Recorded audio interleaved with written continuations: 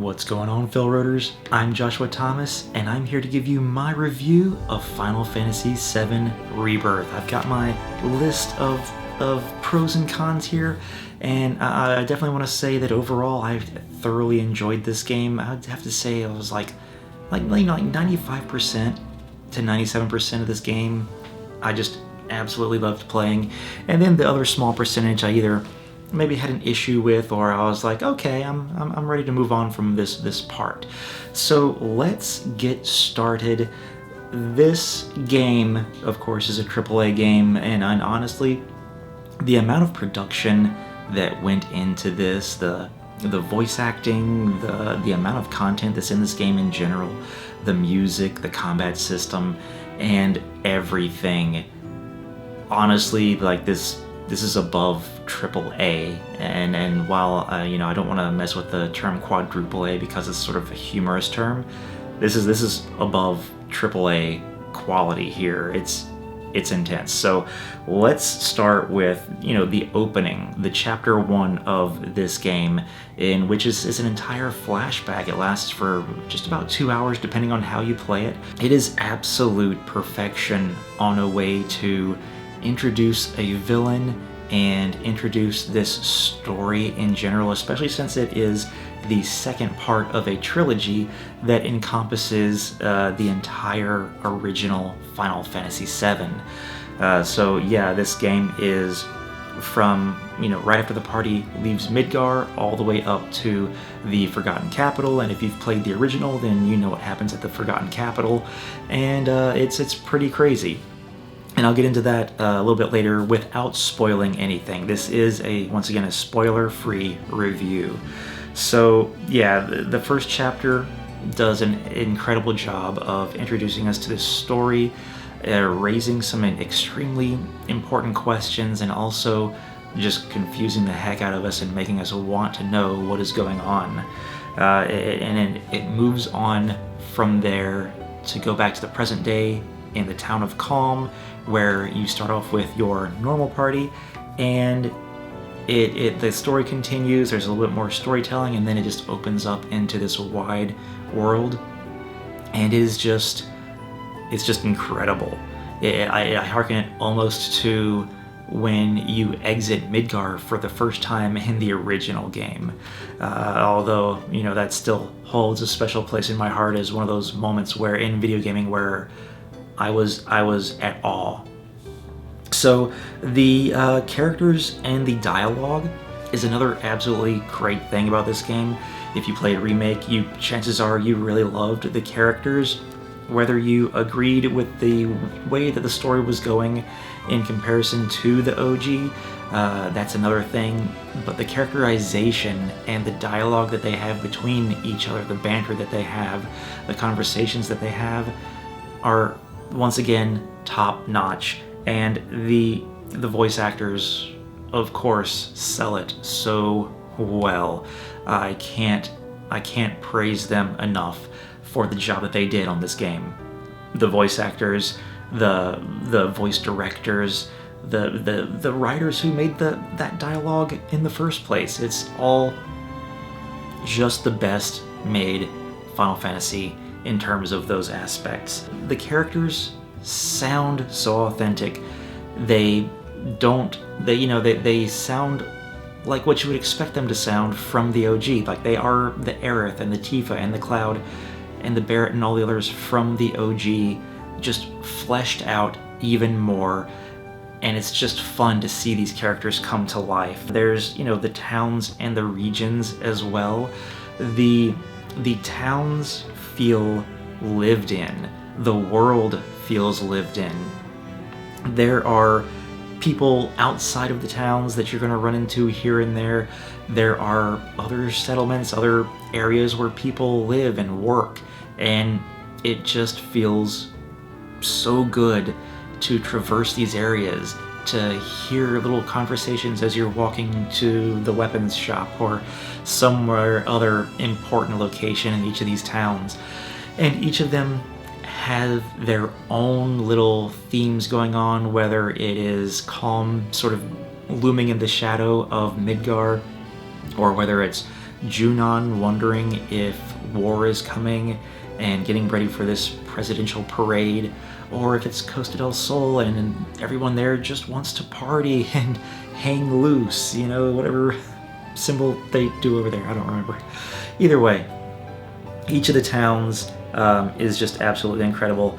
The new characters that they add to each of these places, I'm amazed at the number of unique NPCs that they have in this game, considering the number of filler NPCs they have in all these different places. Yeah, that you're going to see some repeats, but they've still managed to give us such a wide variety that you may not necessarily notice it on a first playthrough, or you may not even notice it, you know, from town to town. They just filled this place with unique looking characters and made it feel alive. And all these new characters, once again, that they added, all these tertiary characters, just help to flesh these places out. Oftentimes they are quest givers, and some of them even tie in to important aspects of the story in ways that you may not realize. It's just so much fun, and once again, the dialogue with them is incredible as well. For the story, you know, a lot of people were worried that it was not going to follow the original game, that it was going to just go off in this wide, far left field story, and it was just not going to resemble the original at all. And I can safely tell you that, like, 95% of this travel follows the exact same path that the OG characters traveled across the world map. You know, you start off in Calm, you go to the Chocobo farm, go through the Mithril mines into Junon, and cross the ocean, Costa del Sol, and so on and so forth. It's all there.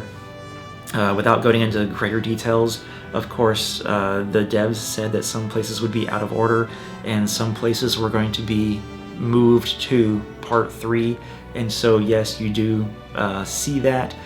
It does play into why Vincent and Sid are not playable characters in this game, which honestly, I didn't like that at first, but after playing the combat system, and that's another thing that we'll get into very shortly, man, I think I would have been overwhelmed to have 2 more fleshed out combat characters to play as. Nevertheless, the story, once again, when you go to each of these individual locations, the story really hasn't changed that much, or follows a lot of the original beats. It's just expanded. These story beats are expanded upon heavily, and in a good way. You know, as a fan of the OG as well, there were scenes in the main storyline where I was like, you know what, I liked the way the OG did this little part of it better, but then they added this part, or they fleshed out this part even more, and I absolutely loved it. So there's that double-edged sword there of, did they alter some dialogue? Yes. Are both games good? Yes, absolutely. It does get convoluted at the end, much in the way that Remake does, and that's going to be a situation, you know, where I really expand upon that in a different video, because that would go too deep into spoiler territory. The combat system. Who would have thought that they could have improved the combat system this much from Remake? Because when we played Remake, it was like, this is such a fun combat system. This is incredible. It's an action turn-based combat system, or an action ATB combat system, however you want to look at it. And it really is the best of both worlds. You can play this in classic mode, where you just wait for your ATB bars to fill up and then input commands, much like you would have in the original game. Or you can go all out and go into the active mode, and I highly recommend playing this game on dynamic, not on normal, on dynamic. It's just so much more enjoyable, and I think it really forces you to utilize strategies in dynamic mode. Whereas in normal mode, it It felt good to begin with, a lot of stuff felt good, but then as I progressed, I was like, wait a second, this boss battle was a little too easy, and that's when I switched it over to dynamic, and I'm so glad I played the rest of the game in dynamic mode. I played, I'd say 75% of the game in dynamic, and I don't regret it one bit. New synergy skills and synergy abilities, they vastly improved aerial combat. Red 13 is one of the few characters who really does not excel at aerial combat. In fact, he doesn't have any aerial moves. He is a grounded character, and once you realize that that's his specialty, you can definitely lean into that. But the other characters usually either have long-ranged abilities as primary abilities, or have different means with which they leap into the air. So each character has a different way that they go into aerial combat, and that's pretty interesting as well. Synergy skills and abilities are an absolutely incredible touch, and I think they're going to continue to build off of this in Part 3. And certain abilities that were, say, materia in Remake, or were other specialty abilities in Remake, have now become like just parts of the way that the characters work, such as Tifa and Cloud parrying every time that they dodge. So if they're close to an enemy when they dodge, they will do damage to that enemy. Aerith, her fleeting familiar, is something that happens if she does a full charge on her special ability, which is now, instead of it being the triangle button, you just hold down the attack button to charge up her special ability to shoot that attack and then gain your fleeting familiar. So other things like that have just been improved upon, and once again, I could make a whole nother video on that. But the important things that you should know is that you absolutely can come up with strategies, you can come up with unique loadouts, and it feels rewarding once you figure out a good combination that works, and you know, go from maybe like getting owned by a boss in the first time, and then you're like, I see what I need to do, and you go in the second time and you just wipe the floor with them. It's absolutely wonderful. Another thing that is honestly of an improvement over not just Final Fantasy VII Remake, but Final Fantasy 13, 15, and 16 is the side content, which consists of like side quests and then world intel that is done through just exploring these different regions. Feels really rewarding. There is a good reason for doing all of it.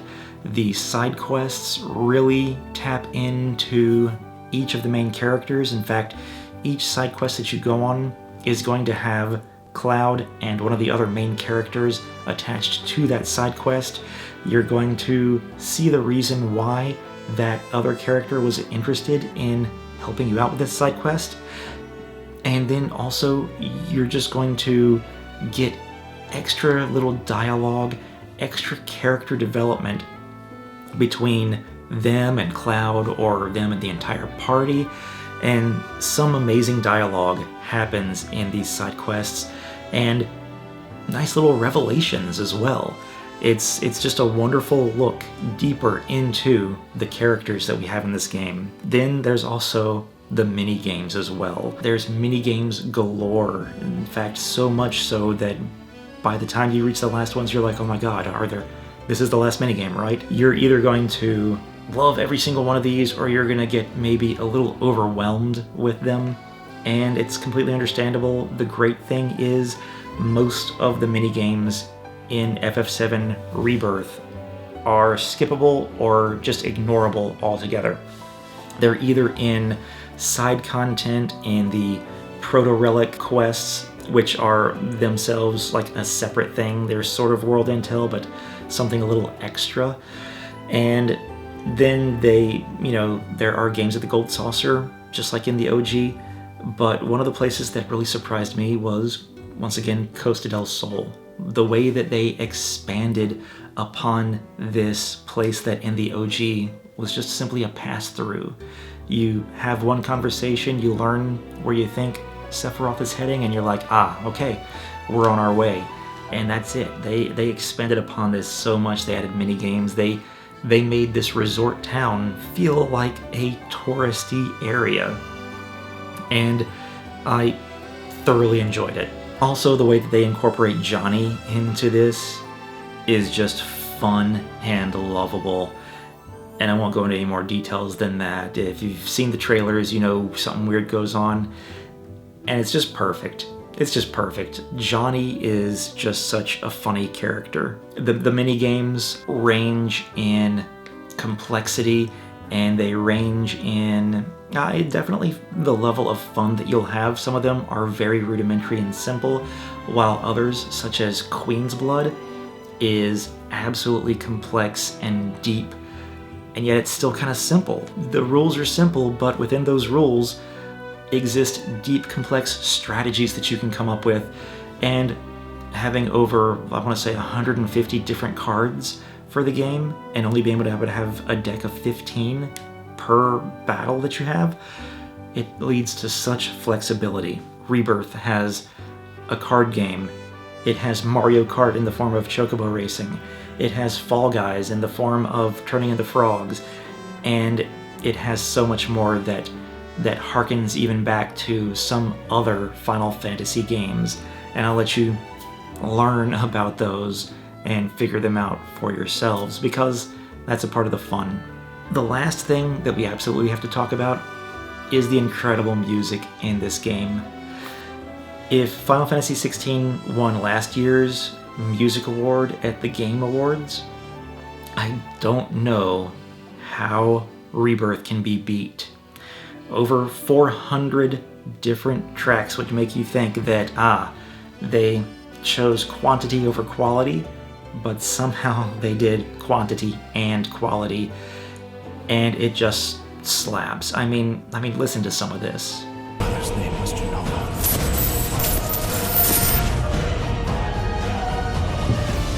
Could it be?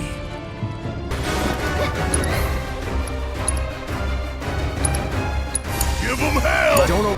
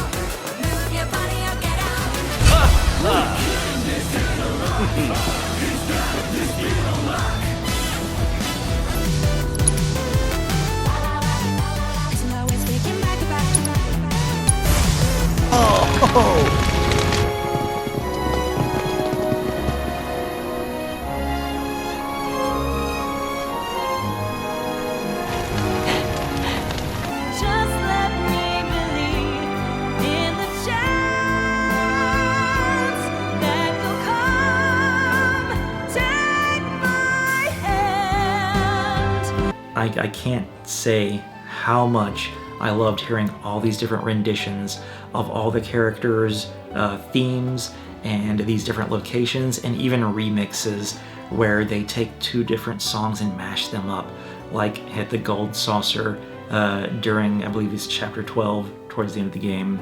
So I think I've gushed over this enough. Let's talk about some things that, if you're an OG fan or even a newcomer, you may or may not like these things. And let's talk about some, I already mentioned this a little bit, some OG scenes are simply just better than what is in the Rebirth. In some cases, it's kind of like, oh, well, they chose to do, a slightly different take on this scene. In other situations, you're just kind of like, hey, why did they leave this dialogue out that was in the original? It was so good.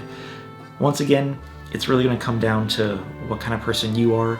If you're a newcomer, these scenes are still going to be amazing.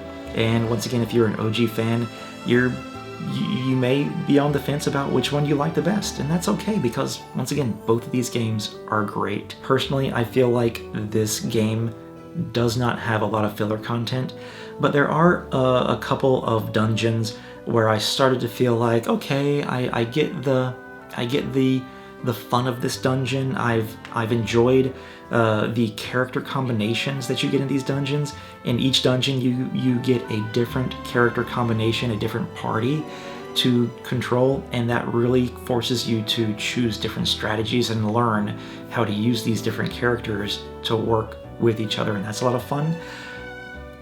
But then it kind of, a couple of them just outstay their welcome, and I'm just like, okay, I get how this dungeon works, I'm ready to be done with it and move on to the next beat of the story. And that was one of the great things, was that I really want to get to this story. And I also really want to do this side content. They both tug at you. Side content, story, side content. There's also, they lean heavily into VR. This is both a pro and a con, because once again, VR allows them to do some things that perhaps they wouldn't have been able to do otherwise. But then Chadley has a ton of VR missions, and now that we're out in the world exploring it, there are some world intel involving summons, but you still get your summon materia through Chadley's combat simulator, and you're like, oh, shouldn't we be getting these materias out in the world in nature? Like Chadley mentioned in Remake, like, hey, these summon materials are most commonly found in nature. And in Rebirth, you get all of them from Chadley again. So I would love to see in Part 3 that we actually do get summon materia in the wild. But there are some other situations in which VR is used, and at a certain point you're just like, oh, it's another VR simulator. Okay. And then once again, I won't go into great details.